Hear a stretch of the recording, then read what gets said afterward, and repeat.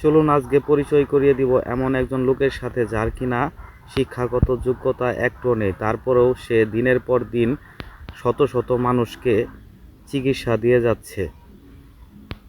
হারুন হাজি নামে পরিচিত এই লোক, তার সঙ্গে জড়িত থাকে তার ছোট ভাই আমজাদ। সে মানুষের সাথে প্রতিদিন এভাবে প্রতারণা করে আসতেছে।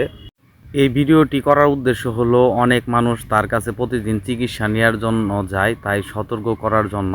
তো সবাই ভিডিওটি শেয়ার করে দিবেন। এই হচ্ছে তার ছোট ভাই আমজাদ। আর যে তার ওইখানে কিতাবগুলি দেখা যাচ্ছে, সে কিন্তু কোনো একটাও কিতাব পড়তে পারে না।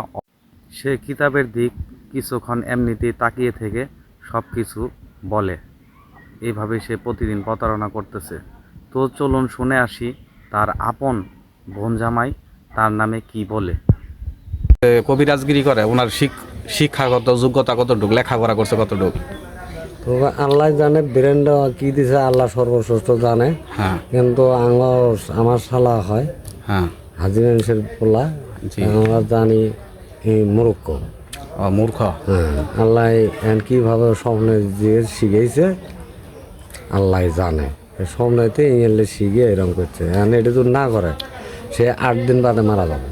ও এটা না করলে সে 8 দিন বাদে মারা যাবে। 8 দিন বাদে মারা যাবে, এটা হিসেব। ও এই জন্য আল্লাহ তাকে তৌফিক দিছে। মানে লেখাপড়া সেও নাই, একবারই নাই। একবারেই নেই। আল্লাহ ওদের ভিতরে কি ব্রেন দিছে আল্লাহ জানে। তাহলে দেখলাম যে ওই যে বই পড়ে যে করতেছে, মানুষের নাম শুনে বই পড়ে ওষুধ দিতেছে, এটা কেমনে তাহলে পরে? আল্লাহ জানে। ওটা এলাকার নামটা কি? 3 নং পাওরামপুর ইউনিয়ন, হ্যাঁ। গ্রাম হলো দক্ষিণ মাঠের ঘাট। দক্ষিণ নাটার খা, মাঠের ঘাট। মাঠের খা। হ্যাঁ। আর এই জেলার নাম কি? জামালপুর জেলা, আর এইটা দেওয়ানগঞ্জ থানা।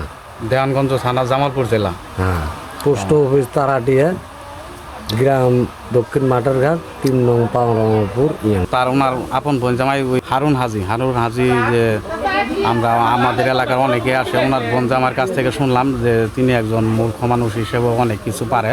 তো আপনারা শুনলেন ওনার কাছ থেকে, তিনি তার আপন বোন জামাই। আমরা